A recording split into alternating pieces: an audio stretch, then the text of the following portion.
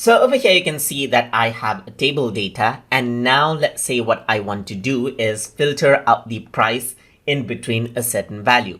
So over here, you can see that there's price right here. So let's say I want to filter out the value between 400 and 600. So to do that, you can go around over here on to create and you can click on query design. And once you do that, you can click on SQL right here. So once you do that, you can type in select right here. So once you go around and type in select, you can type in asterisk and type in from right here. And then type in the name of the table right here, that is prices. So I'm just going to go around and say prices right here. You can also, of course, keep this on the next line.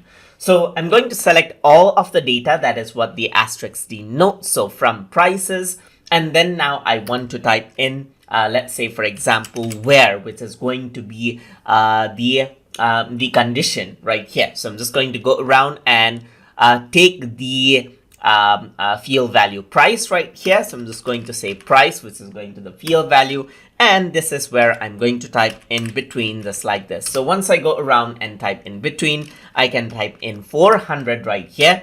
And then I'm going to type in and then I'm going to type in 600 right here and end this off with a semicolon. So once I do that, I can go to query design and hit the run button. And now what you see is the filtered out data that is between the price range of 400 to 600 right here, as you can see.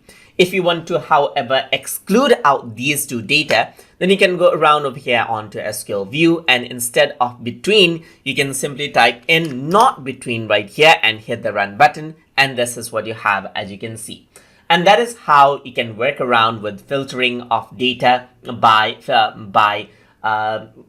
defining the values in between inside of the SQL query of MS Access. So hope you guys learned something as always. And as always, please like, comment, share, and subscribe.